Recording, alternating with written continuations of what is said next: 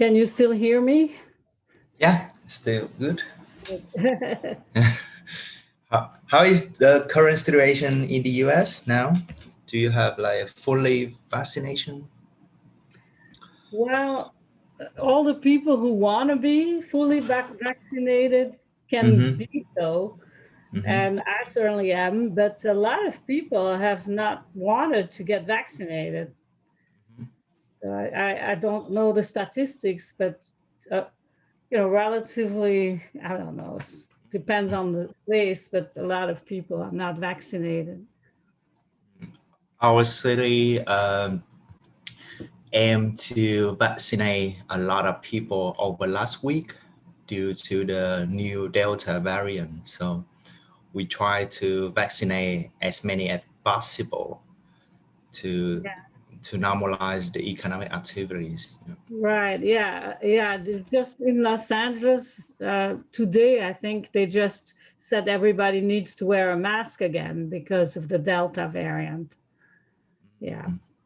So maybe some people are now getting vaccinated because they're afraid of the Delta variant. But, that's true. Yeah. All right. So I think now it's 9 a.m. in Vietnam and 7 p.m. in the US, right? So first of all, it's 7 p.m. on the Pacific coast. Pacific coast. There's different time zones here, as we talk. Yeah. Okay. In San Diego, right? In San Diego, it's 7 p.m. Yeah, 7 p.m. So thanks a lot for agreeing to join our seminar today. Then I would like to say something to introduce the guest speaker today. Shoshana Graspas is a pioneer researcher on household and families. She is a premier economics, currently engaged in research on economics of marriage and the economics of household. Then she also leading figures in family economics and well known for her network in economics of the family. She also has been trained at economics at the University of Chicago. Most of her articles appear on the economic journals. Then currently, she is editor-in-chief of Review of Economics of Household and member of Family Inequality Network, University of Chicago. She also research fellow in IZA and CEFO. Then today, University of Economics Ho Chi Minh City, very, very happy to have you as a speaker. Then she will have, sorry, but let's say 50 or 1 hour, I forgot, minute for her talk. And after that, we can have like Q&A session. So thank you very much. And the stage is yours now. Thank you so much. It's really a great honor to talk to a seminar in Vietnam. I wished I could be there in person, but for obvious reasons, this is not feasible now. Maybe one day we will also meet in person. And I noted that Charles Orioka is among the people who are attending this seminar, and I'm very honored that Charles is attending, is a friend, and also works on the review of economics of the household, and is the current president of the Society of Economics of the Household, which we created. Okay, so today I'll be talking about how does economics of the household help us cope with COVID-19. And on this front page here, you can see my Twitter. In case you are on Twitter, it would be just like Town. Not sure if I pronounce your name correctly, but he's on Twitter. And maybe some of you are too, but it's certainly a very useful thing. So I will be, I guess I'm moving to the slideshow now. And I will start with some gratitude to thank some of the people who helped me get where I am now. And most importantly, besides my parents, of course, I became an economist of the household thanks to the influence of Gary Becker and Jacob Mincer. So I'm trying to minimize this little thing here. Okay, that's better. So one of the things they emphasized in their work, separately and together, is that households are like firms. Now, Gary Becker got the Nobel Prize in Economics in 1992. Jacob Mincer never got it, but he probably deserved it as well. Okay, then while I was a student at the University of Chicago in the years 1972 to 1976, I also studied with H. Greg Lewis. I studied labor economics with him, but he actually taught a lot of household economics, and that had a big impact on me as well. I was also influenced by Milton Friedman, who got the Nobel Prize in 1976. I took his class in price theory in 1972, and he helped me understand that the simple models are the most effective. My dissertation was on the economics of polygamy, and I'm grateful to T.W. Schultz, who got the Nobel Prize in 1979 for inspiring my dissertation and getting me the data. Gary Becker was instrumental in getting me, he was the head of my dissertation committee and also got me a Sloan Scholarship. And on my dissertation committee, I also had Jim Heckman for a while, Ed Lazier, who recently passed away, and William Busbrook. So I'm very lucky that I had such great advisors. Okay, the part 2 of this presentation, that was part 1 in gratitude. Part 2 is about COVID and the review of economics of the household, which I edit.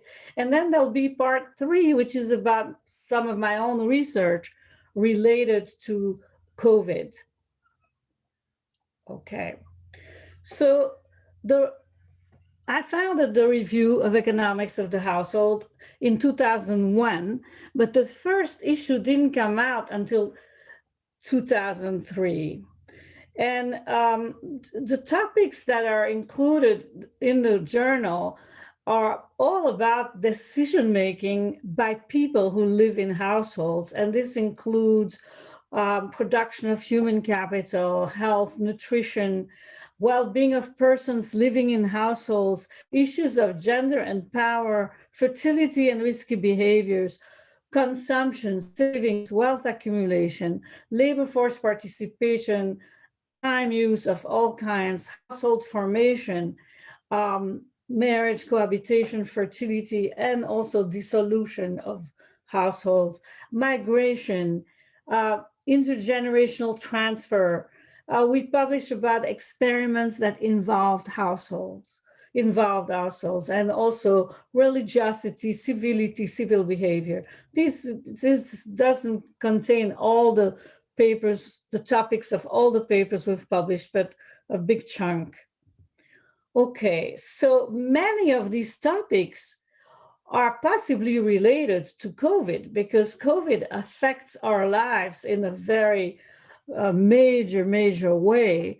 So of course it affects well-being of people. It affects, it's related to gender, to power in the household, to the generation of human capital, consumption, savings, wealth, labor force participation. All these topics are related to COVID.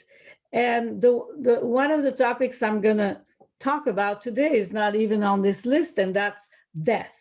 This is also a household behavior. And I guess it's contained in the more general category of health economics. So here I'm just going to give you a taste of all practically all the articles that REHO, the Review of Economics of the Household, has published on that are related to COVID. So that started with a December issue, just last December. We had an article by Dan Hammermarsh on life satisfaction, loneliness, togetherness, and it was applied to the implications of COVID-19 lockdowns.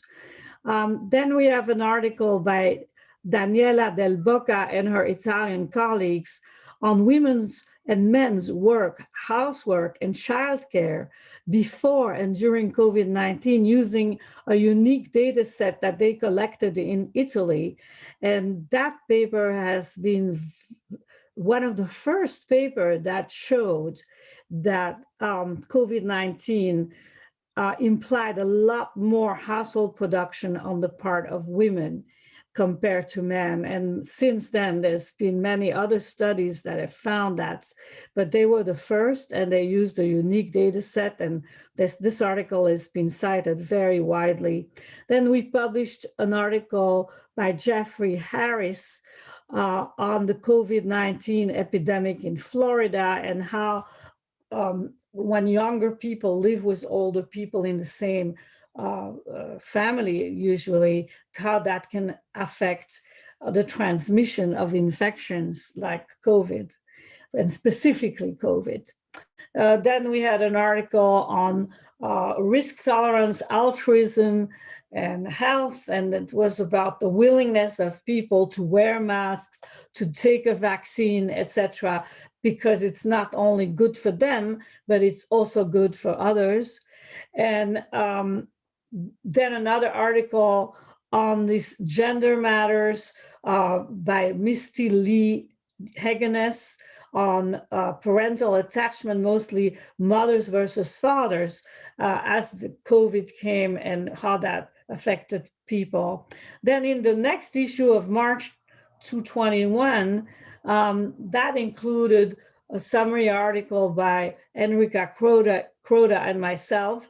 Enrica Croda was one of the two special issue editors who have gone over articles related to COVID for the journal, and she still serves in that capacity. So we don't have special issues anymore right now about COVID, but we continue to publish on COVID and other household behavior, and household behaviors.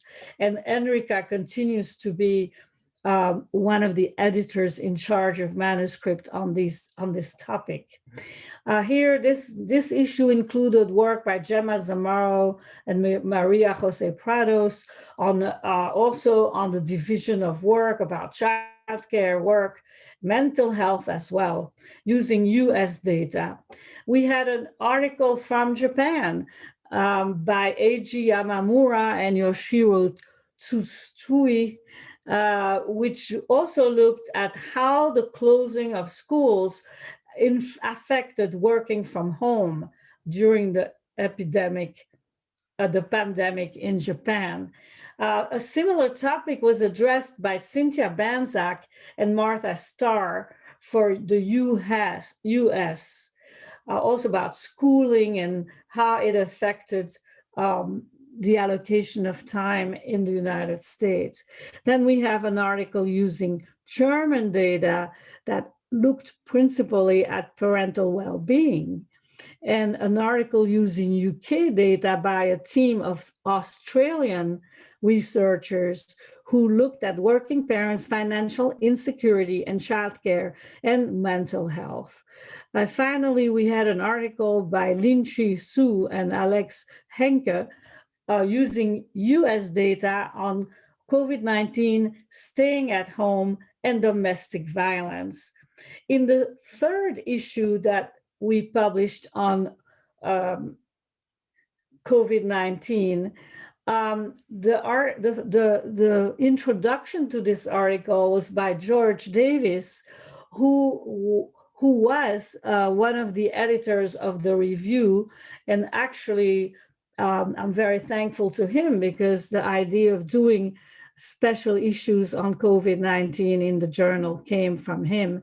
And in this special issue that came out in June just now, it's recently got published, the focus is more on consumption, also some time allocation and health outcomes. And here there was an article by Sandeep Mohapatra on gender differentiated economic responses to crisis in developing countries. And here the data is actually from before COVID, but he comes up with some implications regarding COVID.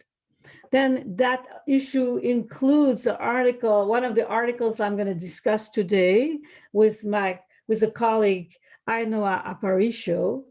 And then there's two articles using Mexican data that address two separate topics.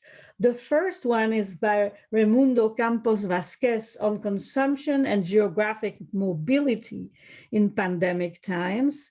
And the second one is by Cecilia Pelufo and Mariana Violaz, and it's about intra-household exposure to labor market risk in times of COVID-19.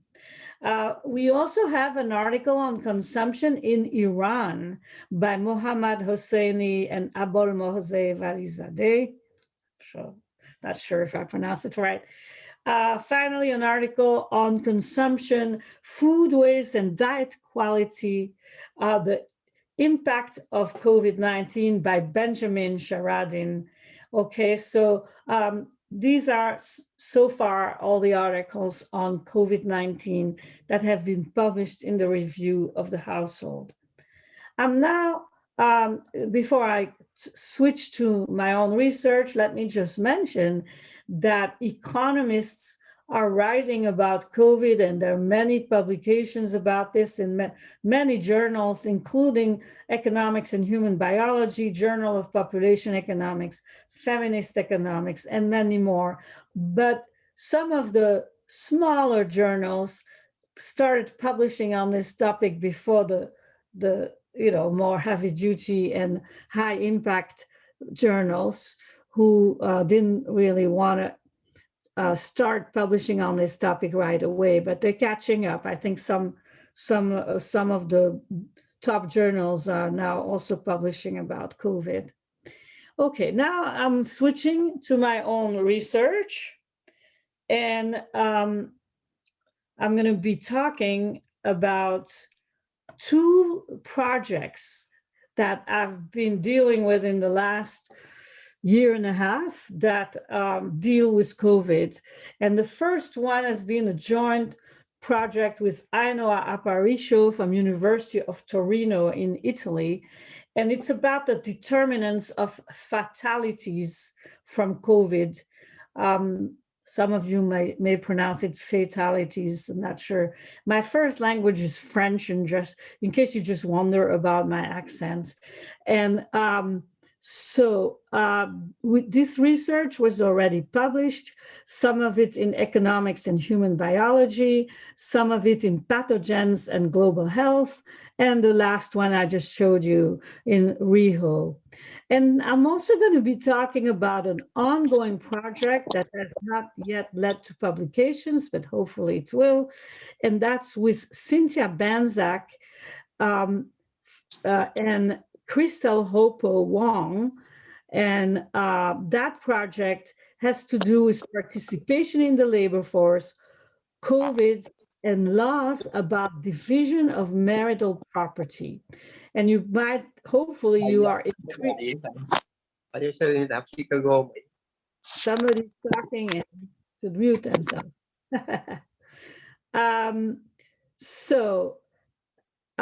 This particular topic of division of marital property is not so clear. Why does it belong here? So what I'll be doing when I talk about that article is I'll be spending most of my time explaining why it belongs in this presentation. So let's starting with the research with Ainoa Aparicio from University of Torino, as I said. What we did is we created a unique data set composed of most European countries, depending on which article, we had 35 or 39 European countries, and all 50 US states. So we had a total of either 85 or 89 nations or states. Okay. And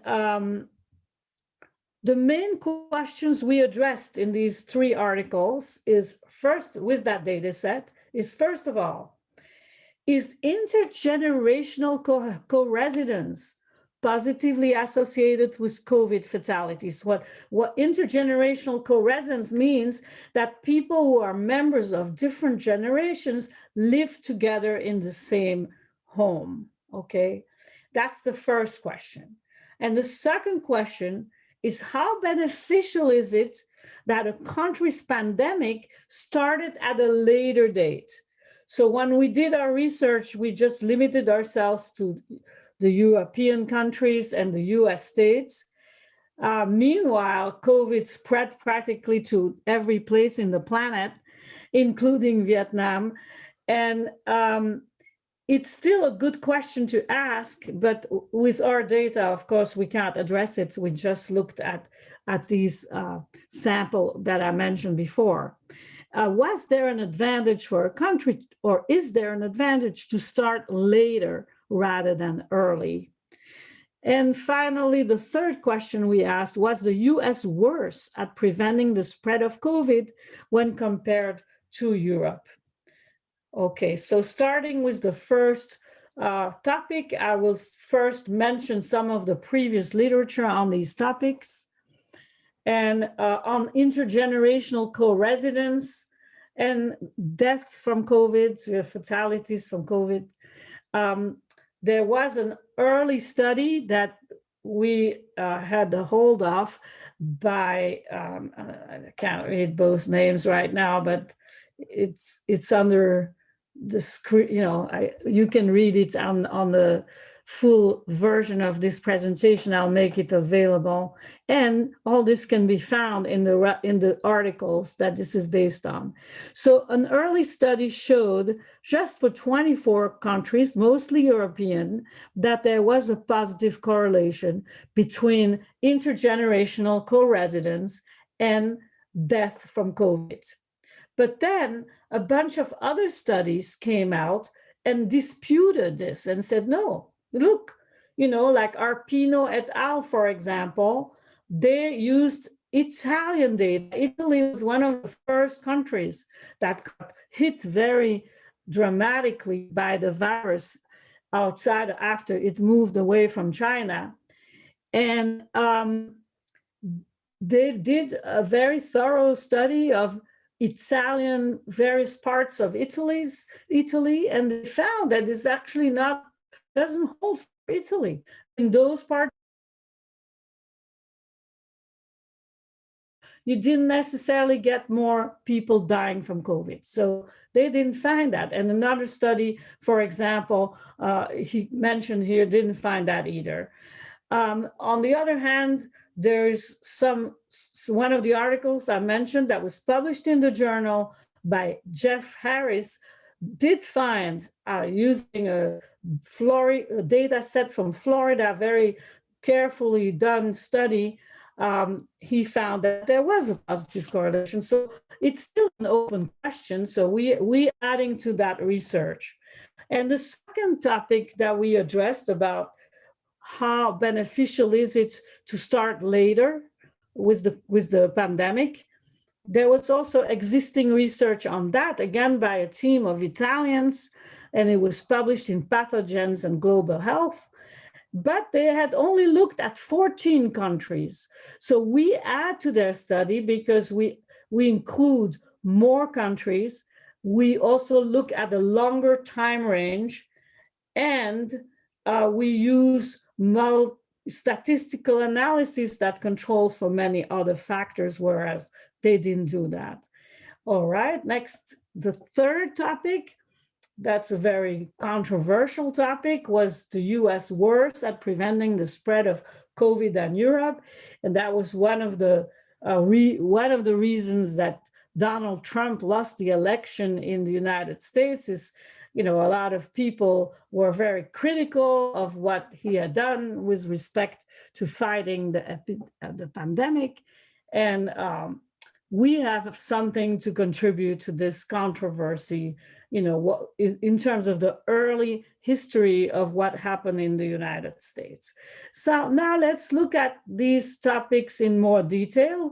But first, let's just say a few words about the data. As I said, the data consists of 30-some European countries and all the 50 states in the United States. What's the justification of looking at the states and the countries? Because often, typically, people compare the United States as a country versus Italy, France, etc., the various European countries. Well, one justification is that only 7 European countries have more inhabitants than California. So in California being the most populous state in the United States. So, just in terms of size, population size, it makes a lot of sense to put together in one data set all the 50 states in the United States and 30-some European countries, which actually includes Turkey, because part of Turkey is in Europe. And these are the 7 countries that have larger populations than California. Another justification for doing this is that there's a similar degree of political autonomy to US states and European countries. European countries are now, for many years, they've been part of the European Union. So the European Union makes a lot of decisions for all the separate countries, including when it comes to COVID. One reason that the Europeans haven't been vaccinated as early as US citizens or residents is precisely that the European Union tried to control this process and made perhaps in retrospect some bad decisions. In any case, the US federal system gives a lot of independence to the states, and the decisions about lockdowns and vaccinations and all that were to a large extent left to the individual states.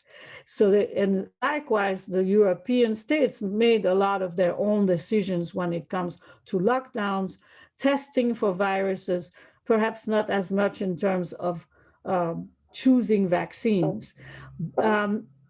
So I'm just going to give you one example of how much variation there's been in the United States in terms of early vaccinations. This is data for January 2021. So more than, it's, a year and a half ago when they started the vaccinations. No, not a year and a half ago, just half a year ago, sorry. Just this January, they started the vaccinations. And you can see that very soon, this was data from January 12, 2021.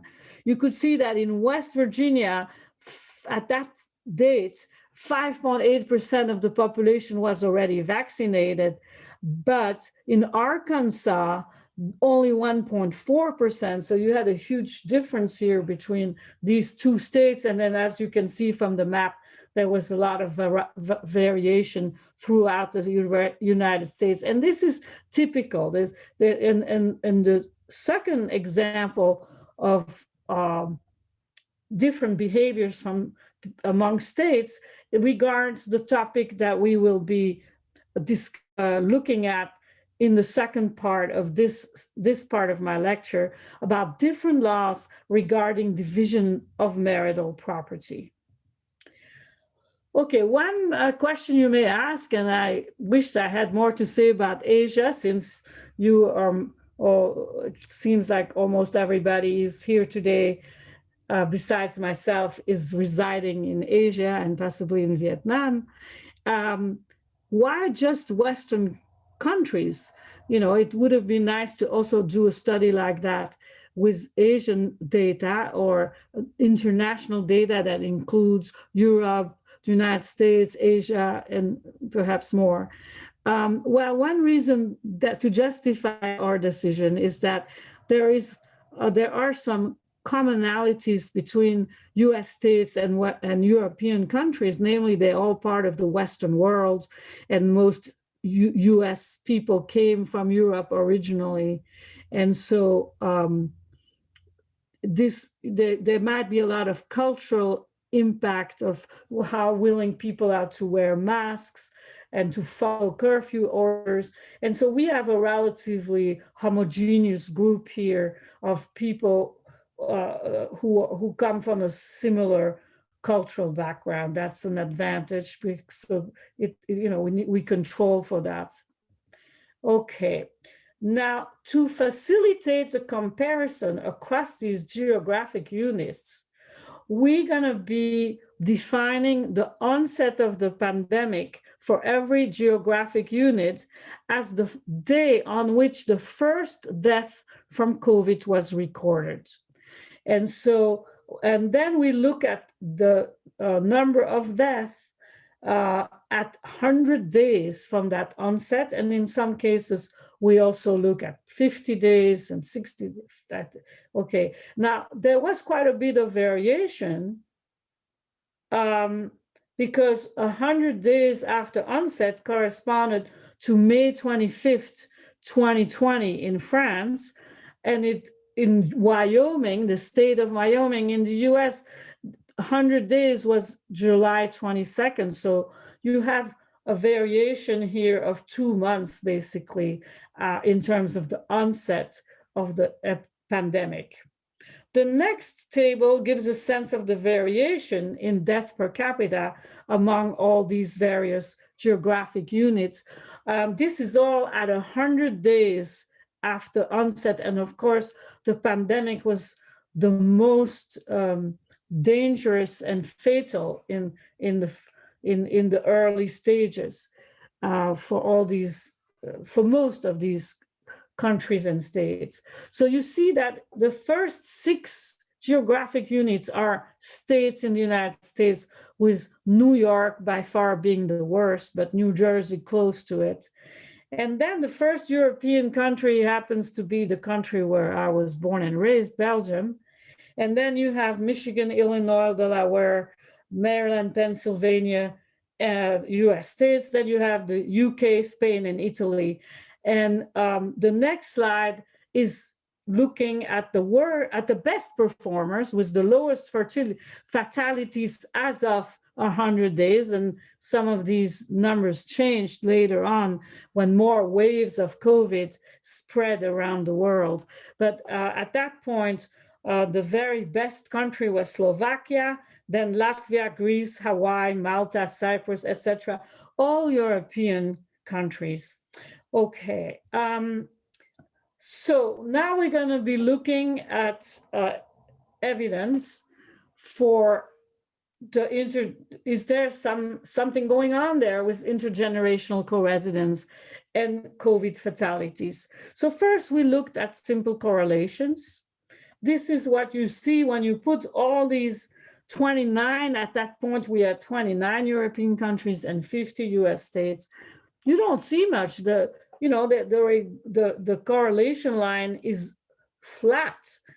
Doesn't seem to be much of a correlation. But if you do this separately for the US in panel B, you do see a clear positive correlation here for US states. You don't see it in Europe. Okay, so that was one of the most interesting this is true on simple correlations, and it's also came out to be in our regression analysis that our positive association between this type of co-residence and fatalities was much stronger for US states than for European countries. So what did we do? We ran regression equations that included population size. It includes a dummy for whether the unit is in the US versus Europe. And we added a number of explanatory variables, intergenerational co-residence, which is measured as the proportion of those aged 18 to 34 who live with their parents. That's how we define intergenerational co-residence.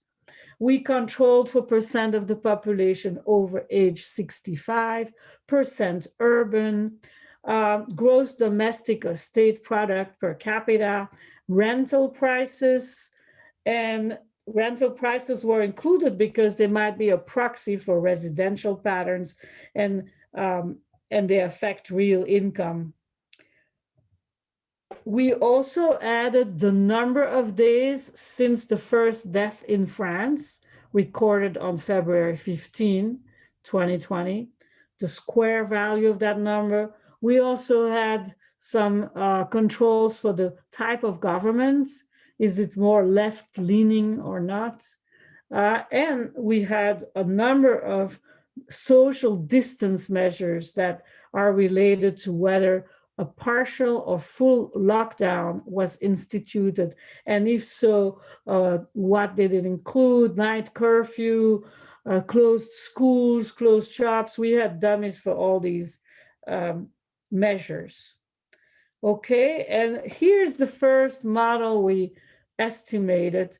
First, model one is a very simple model that only includes a dummy for US and population size, because the dependent variable is the semi-logarithmic expression of death after 100 days. It's not per capita.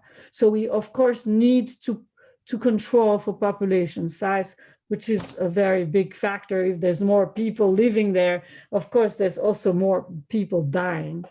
And if you do that, you see, if you don't include a lot of extra variables, like in model 2, we just included co-residence, percent urban, and the economic variables, or percent over 65, I think we also include. What you see, you still get a big extra factor for US. If it's a US state, people died a lot more. Now, once we control for the lockdown measures, we do not see any more of the US factor in influencing death. So we can say that it was really that the US did not start lockdowns early enough or not fully enough. That seems to have saved lives in Europe, at least based on our study that ends at 100 days. We did not, if anybody wants to reinvestigate this with later data, I think that's it would be very interesting, because I don't know if it would still hold. Next. We find now, as I said, the first theme was, is there association between COVID death and intergenerational co-residence? Yes, we do find that. And we find actually that 1 extra percentage point in the share of co-residence is associated with a 3.1% increase in cumulative death. So it does matter. But it doesn't matter much for Europe. And it does matter considerably more for the US.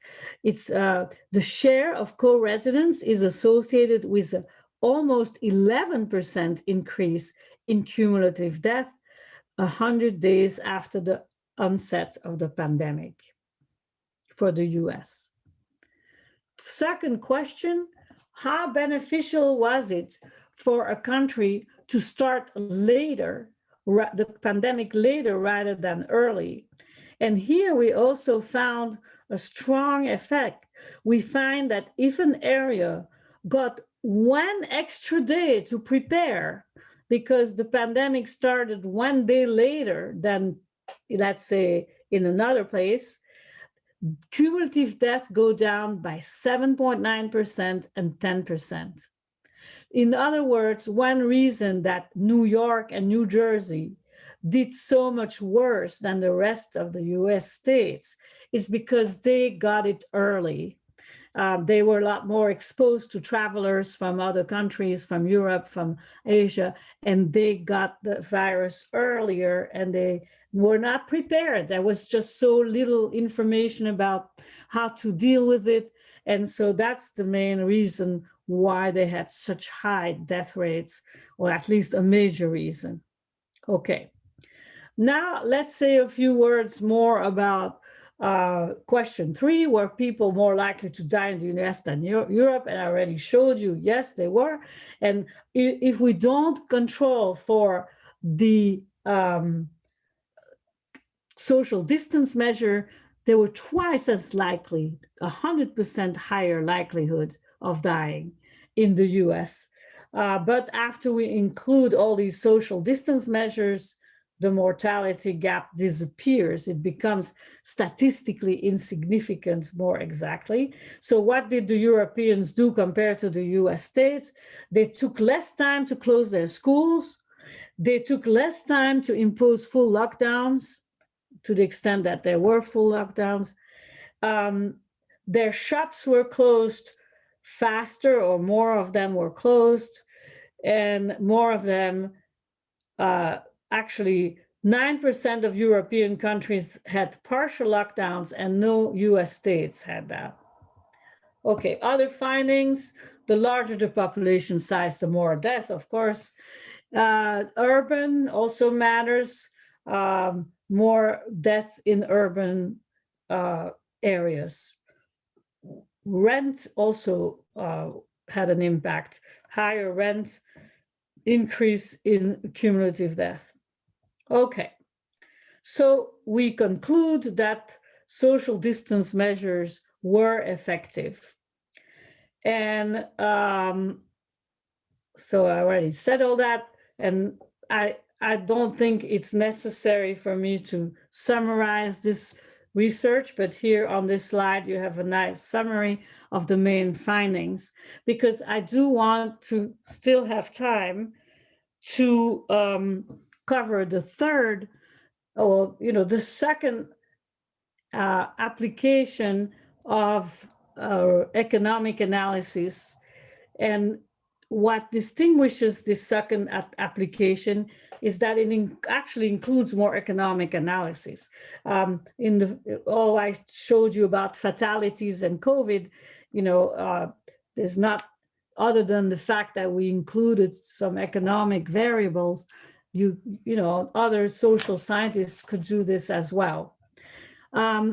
So here, this is research with Cynthia Banzak from St. Lawrence University in New York State, and Crystal Hope Wong from National Tsinghua University in Taiwan.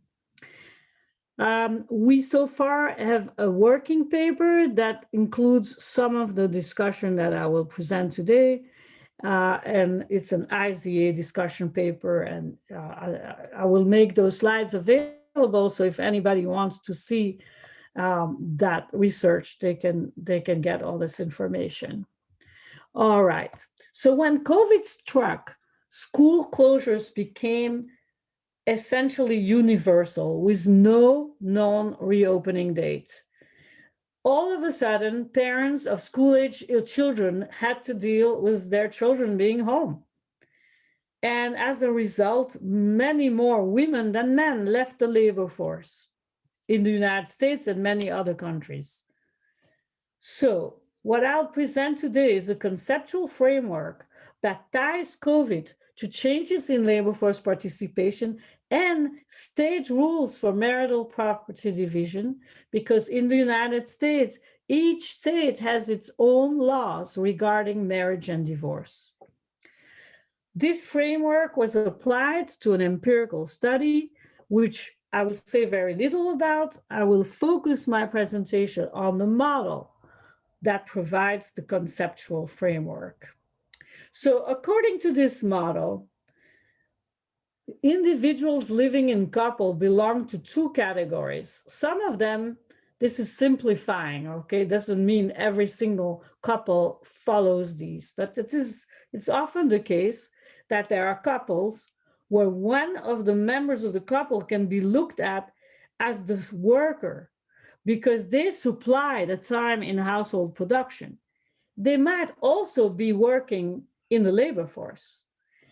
The other spouse in such couples might be called the spouse consumer because they don't do home production or very little, but they benefit, they consume the products of the household production produced by the worker. And these consumers, which is a special use of the word consumer, okay, we're talking about consumers of the products of household production, remember that. These consumers may compensate the workers, being workers in household production, financially in the form of workers' access to material and financial resources. Now, based on that, once we have this set up, this is my own, model. So then I look at individual demands and supplies because the suppliers, the workers, are going to respond to the price of time, of what they can possibly get paid to do this household production, if they can get paid. So I'm going to show you panel A in the next slide. This panel is presenting a supply of household production by the worker in household production. And it's a pretty regularly looking upward sloping supply that ends vertically because there's only 24 hours a day and so many days a week, etc. And they respond positively to the price of time. The same panel, this is an individual supply, and it also shows an individual demand, which is downward sloping, and it also responds to the price of time. If it's more expensive to get someone to be your husband or your wife and do household production for you because you have to pay them more by the hour of household production, then you're gonna get less of this household production time. So that's why we have these individual demands and supply, and both are expressed as function of price of time. And I use the symbol Y as the price of time in household production. HH is household. Okay, now, there's they're upward sloping for the same reasons that other labor supplies are upward sloping, because the value of alternative time users keeps going up. If you don't have enough time to sleep or to do other things you like, then your value of your time goes up. And the supply is going to shift as a result of changes in wage, in individual wage, in individual income, and the price of alternatives that you can buy on the market or obtain from government, like schooling for your children. And what I need to emphasize here is these are individual supplies that are based on individual optimization by the worker themselves, not by the household. And in that sense, this model is very different from almost the whole literature in labor economics and other applications of household economics that are based on Becker and Mincer, where it was always the household that was doing the optimization, not the individuals. Okay, so next we are looking at individual demands, and the demand may be based on demand for private goods by the individual in the household, or they may want joint goods like children that are shared by both the supplier and the consumer. And again, this is a function of price. Why? This price of time in household production, and this demand will shift due to income effects and own wage effects and prices of goods and services. Okay, then the second stage, we go back to the same graph that I showed you. The second graph looks very much like the first one, but it's aggregate. We have added up all the individual supplies, all the individual demands, and that will actually give us the prices. The prices, just like in labor markets, wages are established because you have markets, and same thing happens here. There are these prices, even though they're not easy to find and they're not measured like wages are measured. And this is a hedonic model because there are many markets, it's not just one market, and the markets are defined according to characteristics of brides and grooms, such as education, age, and ethnicity. Okay, so now what happens according to this model when people get married? Well, one person who's supplying is finding somebody who's consuming, and they match at that price. What they want to supply is the quantity supplied equal the quantity demanded, so that's a good match. There may be other elements of matching, but that's the focus of this model. Okay, now how do we get to these laws? Why do we introduce these laws about the division of assets? I'm running out of my 50 minutes, but I don't have too many slides left. I'll take, is it okay if I take another 5 minutes? Okay, I'll just take another 5 minutes. So laws that deal with the division of marital assets may offer protection to workers in household production, these suppliers, the workers, because just like if a worker loses his job and he's fired and the employer offers him a pension, that's protection in case of losing your job. And in the same way, the marital property might be divided in a way that protects the worker or not. Okay, so the more they get protection, the more the home production workers will be willing to work in household production at any given current price. So that's not just the why. The why is the current price. It doesn't necessarily include what they're gonna get in case of the marriage ends due to death or divorce. But these factors will influence the willingness of the workers to supply household production work. Okay, and what is the connection with COVID? COVID means that all of a sudden, the price of outside schooling goes up the roof. There's no outside schooling. Most people were sending their kids to public schools. The public schools are closed. They don't have where to send their kids. The kids are home. They have to study at home. They also have to be supervised because eventually they get some Zoom classes and stuff like that. So what's going to happen? The workers are going to, who are parents, are going to respond by increasing their supply because they want to take care of their kids. And the consumers are also going to respond. They're going to want to increase their demand for the workers who do the work in household production. So both the demand and the supply shifts to the right. So clearly you're getting more people active in household production, taking care of those school-age kids, and fewer people in the labor force, fewer hours possibly also in the labor force. Now, another part of this model states that in the first month after COVID starts, the supply is going to change faster than the demand, because the kids are all of a sudden, from one day to the next, school is closed. Maybe they gave 3 days notice, but they said, starting, Monday, and there's not going to be any school. So what's going to happen? Somebody has to be there with the kids. And if one of them was the worker before this happened, this worker is probably going to be the one who also is home with the kids. Okay. And they are the main agents in charge of production. They are going to respond faster. But as time goes on, the consumers also want the best interest of their children. They want their children to be taken care of. And so they might influence this supply, even if they're not doing the work. They're consumers. They didn't plan on taking care of kids in the first place. They were going to just have a wife or a husband doing this.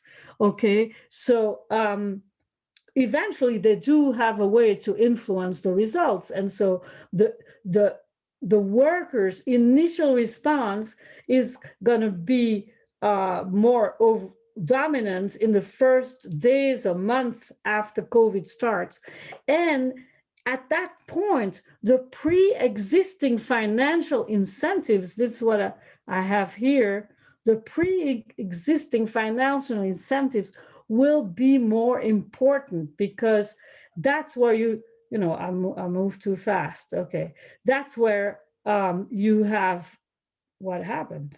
Okay, here we go. Somehow it just jumped. If you know that you're going to be getting some protection when you are the worker in the household production, you are more likely to leave the labor force right away, because you're not so worried. Okay, and now I'm going to tell you more details of what can take some of these worries away for the workers. So actually, I don't know why it's jumping to a slide that I didn't want to, well, I guess, okay. So it's mostly women who do this supply, because the workers tend to be women everywhere in the world. We haven't found one country where the men do more of the supply of household production in couples with school-aged children or in general. So now, what are the laws that we're talking about here? Community property. Community property states that all assets that are acquired during the marriage are equally divided in case of divorce or death. And only 9 states in the US have community property. Then there's something else called homemaking provision. And Hopo Wong was the one who was who contributed her previous knowledge of these laws, because she's published about this in Journal of Demographic Economics. And so we tested the interaction of COVID and laws protecting the homemakers, namely these laws, versus other states that didn't have any of these laws. That's what we tested, and we found that when these laws are found, more women are out of the labor force. And I really need to end so we can have some questions. So we did find that when in the states that have laws protecting homemakers more women who are mothers of school-aged children left the labor force, and more so in the early month after the COVID onset. And the long-run response, and the connection between these marital property laws and labor force participation of women, we don't find. If you look before COVID started, these laws didn't influence whether women were in the labor force or not, because there had been enough time to adjust, and possibly the price that women were getting, that Y, might have compensated for laws that are not so favorable in case of dissolution of marriage. So this is what we found in the analysis. I gave you the reference to that IZA paper, and you're welcome to read that. I'm going to now finish my presentation. Economic analysis leads to ideas. I wanted to show you this model because this is economic analysis. This is using other concepts that have been applied in economics and other applications. And we see how it has an impact. And if you didn't think it as an economist, you might not have thought of why it would matter. And we did think about it because of the model. And I've now reviewed some of my research related to COVID. This research is part of a lifetime project on the economics of marriage and household production. And it emphasizes the fact that there are workers and consumers within the household, and that we can't just look at the household as the household. We have to look at whether a person is the producer of the household production or the consumer. And many other applications of this are I have studied in the past, and here are just some of them. And if you find this interesting, I encourage you to look at my book, The Marriage Motive, A Price Theory of Marriage. Thank you. Thank you very much for your very insightful and very, very newly novel topic regarding fertility as well, like the model. So now it's like open for Q&A session. So dear participant, if you have any questions, please turn on your microphone and interact directly with our guest speaker today.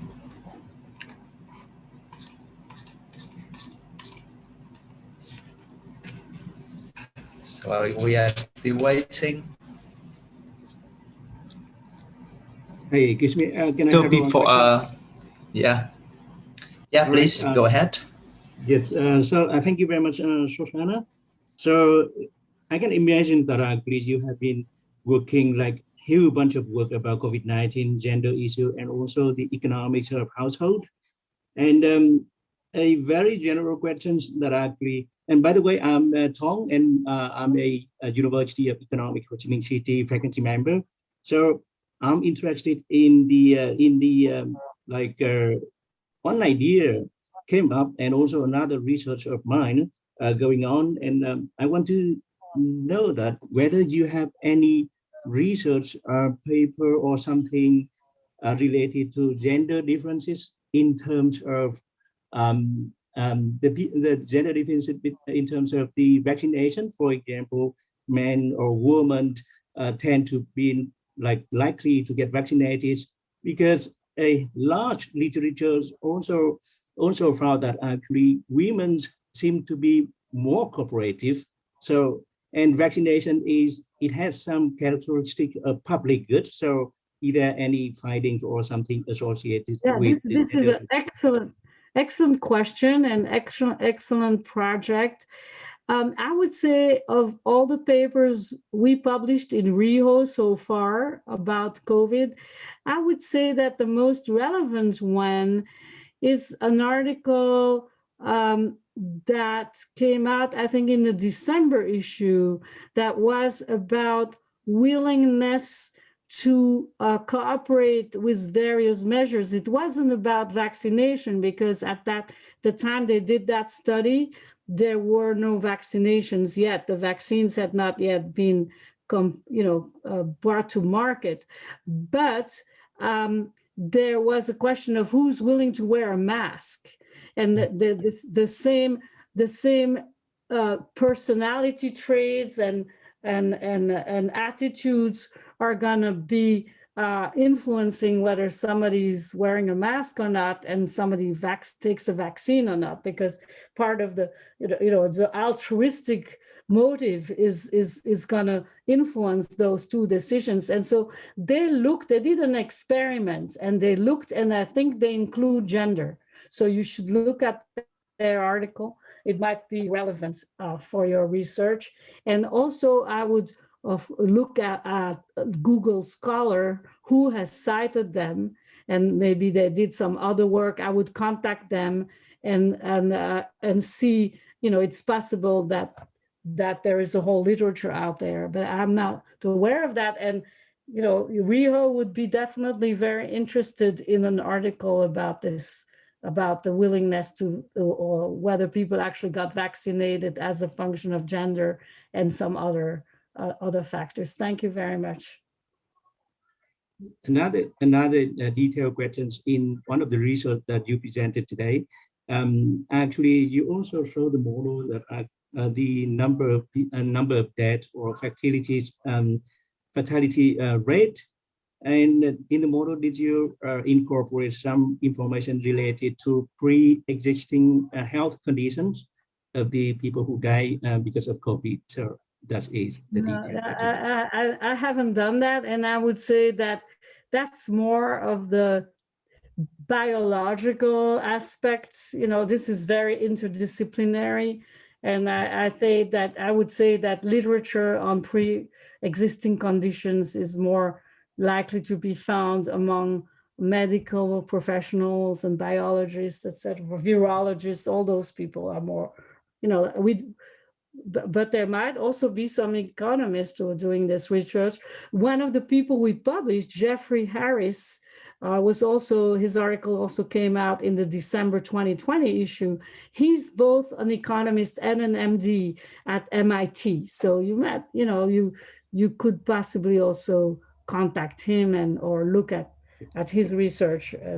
But I don't have any expertise on that, sorry. Yep, thank you. Yeah, thanks. So any questions?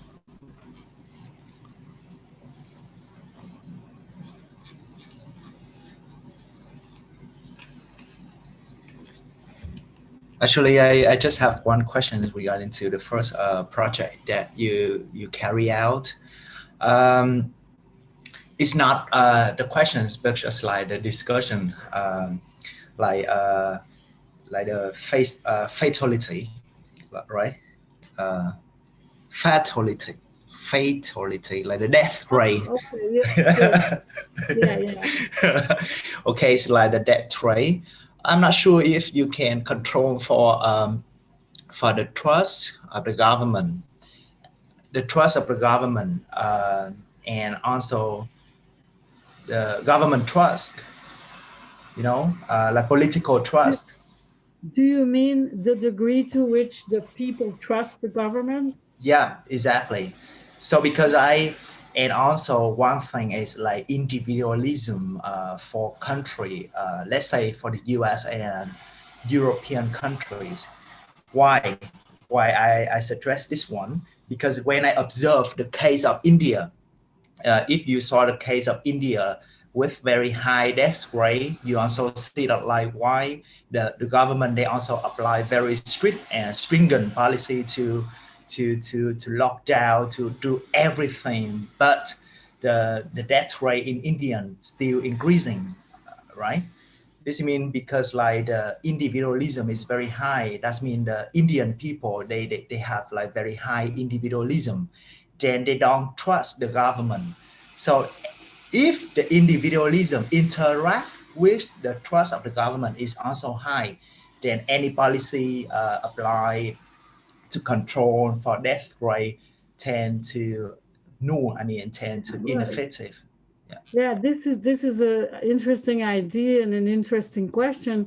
I think it's going to be difficult to test that because even if you collect a huge data set about many states and provinces and you have a large data set, it's still there's just so many factors that could differ across different countries or different provinces or different states, that it would be hard to get good data on the degree to which people trust their governments. And we did just a little bit of including political factors. So for the European countries, we divided left wing in terms of the major parties in their Congress or Parliament, like them. And for the US, we looked at whether the government was a Democrat or a Republican. So we did some of that, and we got some results. I forgot them. They were not very overwhelming, and because these are problematic variables in terms of getting good data, we ended up not emphasizing it. And it didn't seem to matter so much also. And so but that doesn't mean that if we had good data about trust in government that it would make a big difference. It could. It's a question. Okay, dear participant, do you have any further questions for the guest speaker today? Please go ahead. Yeah, can I have a small question? Yeah, please. Yes. Good morning, everybody. Thank you very much for your presentation. I think it's very interesting, and I'm interested a lot on the effects of the impact of COVID to the household level in Vietnam economy, particularly in the Mekong River Delta. I do many study on the concern on the farmer household in the Mekong River Delta. So that's why I am interested on your presentation. I just have a small question because in next few months, I intend to do a small research about the impact of COVID on the welfare of the people in Ho Chi Minh City. And I want to ask you which one the method methodology we can use for this kind of study. Is the first question. And yes, well, let me. Yes. Yes. The second question is, normally a lot of Vietnamese researchers, when they do this kind of project, they often use the method of econometric, try to identify the main factor to affect to the welfare of the farmer household or the household particularly. And also they use the security statistics for to just to know and how is the impact of this factor on the welfare of the household. And you know, I raise this question because during this stay, we are very difficult to collect information. You know, very difficult to collect information, and we should use the questionnaire, online questionnaire. So I was worried when we receive the data, that data is not correlated to the real situation of the household, and maybe we will have the bias when we analyze this. So that's where the question I want to ask you. Do you have any experience to deal with us? I would like to hear from you. Thank you very much, and hope you can listen me well. My English is not very bad. Yes, I figured most of it.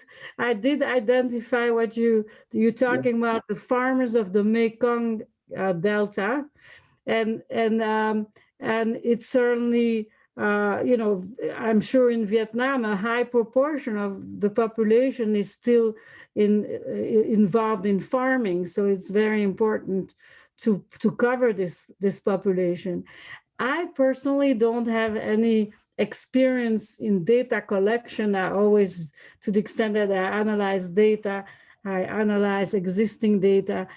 But I would say that based on my own research that I presented today, it's very important to collect good data on the co-residence patterns. To what extent are these farmers living separately as a nuclear family, or are they living in extended households with people from different generations?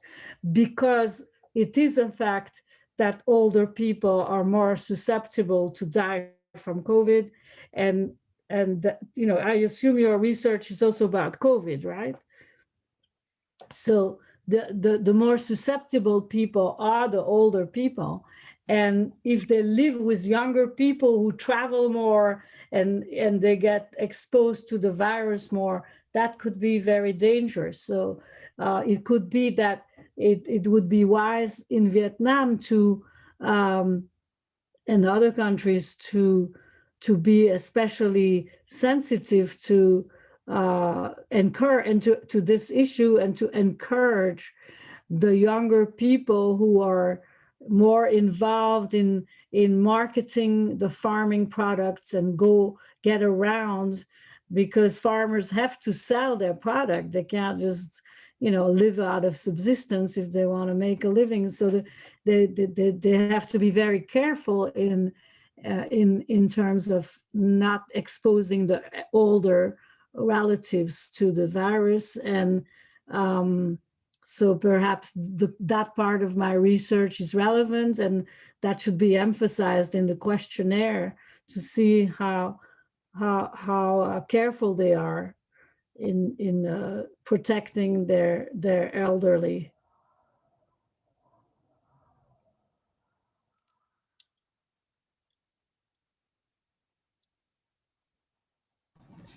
Okay. Yeah.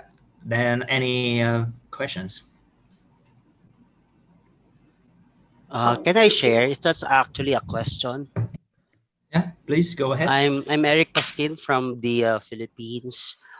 There is a particular question actually in my mind, and it was answered a while ago. Why is it that there's no study pertaining to Asia, or in particular Southeast Asia, right? Because we are not invisible as well as far as the COVID effect. Basically, the Philippines is one of the hardest hit country in Southeast Asia. We are just recovering. We are still very low in terms of our vaccination. Can you hear me?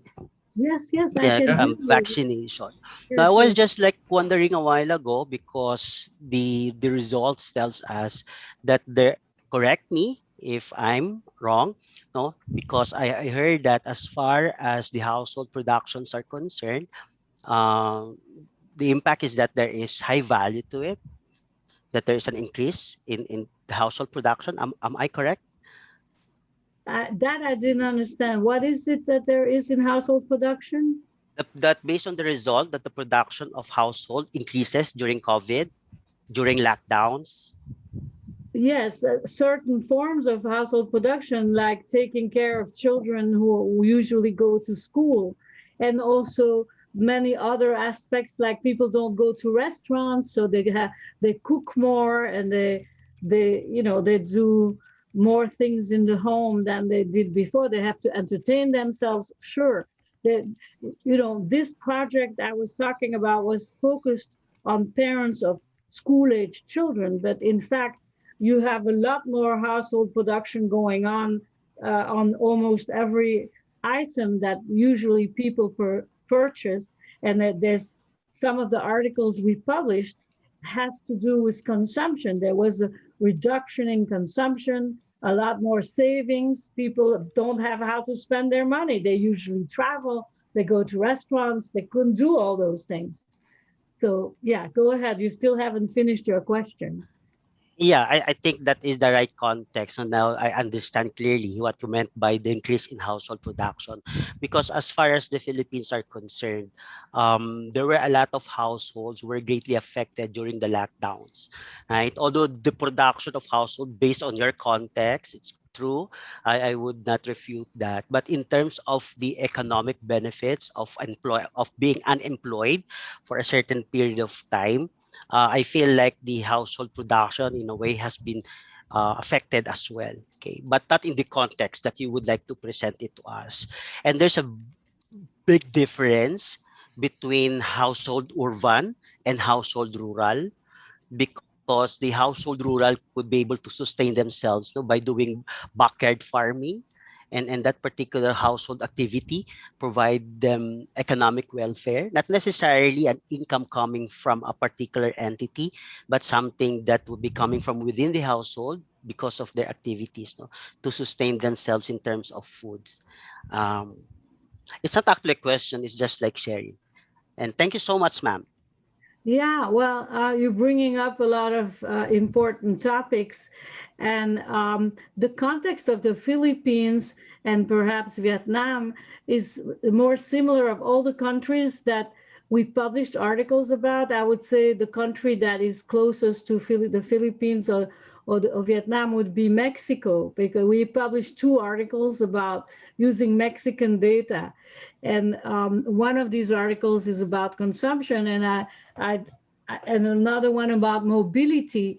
It is possible, I didn't read those articles very carefully, but it's very possible that they address these issues of rural urban differences, and possibly part of the mobility was precisely that people, because Mexico is also a country that could not afford to give people money like in the United States. They soon started distributing all this money to people who lost their jobs. In Mexico, they didn't, but not so many people died of hunger because possibly some of them moved to the villages of their relatives where they could have food coming directly from the ground. And of course, agricultural economics is very related to household economics. That's part of also what this journal publishes is articles about farmers, and there's a lot of connections here. Thank you. Okay. Excuse Thanks me, a lot. could I ask a question, please? Yeah, please. Okay. Well, I'm Charles Horioka from, hi, Shoshana. I'm Charles Horioka from Kobe University in Japan. And I just wanted to tell Shoshana that it's good to see her and that I really enjoyed her presentation. But I also wanted to, second the previous participants' comments about the, various ways in which the COVID impacted, the demand for household production. Shoshana, in your own research, you focused on school closings leading to increased demand for, taking care of children at home. But as you mentioned earlier, just a short while ago, restaurant closings led to, a greater need to prepare food at home, and people, the increased working from home, that increased very dramatically. And so, suddenly everyone is at home all day. Suddenly everyone is at home all day. So someone has to prepare 3 meals a day for all the household members. So so there are so many ways in which the COVID led to an increased demand for household production, various types of household production. And so it's really quite an unprecedented natural experiment, this massive increase in the demand for household production. So I think it's really a great laboratory for doing interesting research on, the impact of an increased demand for household production. Yes. That's, my comment. Yeah, thank you very much, Charles, for these comments. And many of the articles that came out in the March 2021 issue of ReHo, which I think is also an issue that includes an article by Professor Horioka. Did your article come out in the March issue?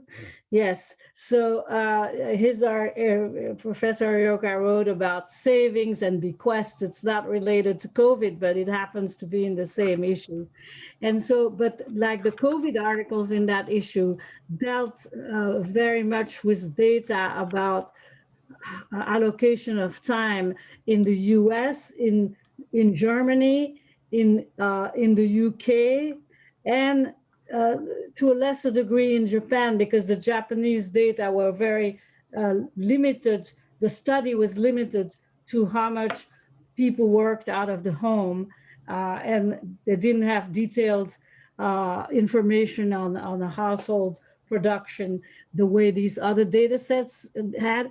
And another finding, which is very interesting, which I didn't mention, is these 3 studies for the US, UK, and Germany found that mental health was affected, and that the mothers of young children in those 3 countries were particularly negatively affected by the COVID. They just, a lot of people had mental issues after this happened, and especially more so among usually mothers of young children and who live in couple or mostly married, they usually have fewer mental issues. But when COVID hits, it hits this population more, because part of the reaction to all these new challenges, all of a sudden you also have to do all these extra things. You know, a lot of women just, you know, went nuts. It seems to be one of the consequences. And I don't know to what degree that's also influenced by culture, because these are 3 Western countries. But it could be that in Asia as well, if anybody would do a similar study using Indian data or Philippine data, or, you know, I guess Japan never got to have such a widespread situation with COVID, but it could be that mental health was also affected in Asian countries in terms of the relative cost paid by women. Thank you. Yeah, true. Yeah. Okay. All right. I think I know that like there's maybe several questions, but actually we are running out of time. Then I would like to invite Professor Nguyễn Hoài. He's an editor-in-chief of JST. Then he wants to conclude and also say thank you to the guest speaker today. So please. Thank Toàn, and I highly appreciated the presentation from Crossbar. So it's very interesting topic during the COVID-19 pandemic regarding to household production. You already presented practical context and also theoretical context by using of household production model and try to relate the household production model to labor market. We think that we have a permanent topics for doing research in the future. So on behalf of JST, I would like to thank your effort to provide very good presentation for our participants. And we do hope that in the future, we will meet you in person at UES and also JST. Yeah, of course, we should keep our collaboration from now to the future. And also, I again thank for all participants to participate efficiently in this meeting. Already is 1 hour and 30 minutes. And also, besides very good presentation, we also have very warm and efficient discussion. So thanks for all, and hope to see you in person in JST. Thank you very much. Thank you also, and I also really enjoyed the discussion, and hopefully we'll meet in person one day. Goodbye. Bye.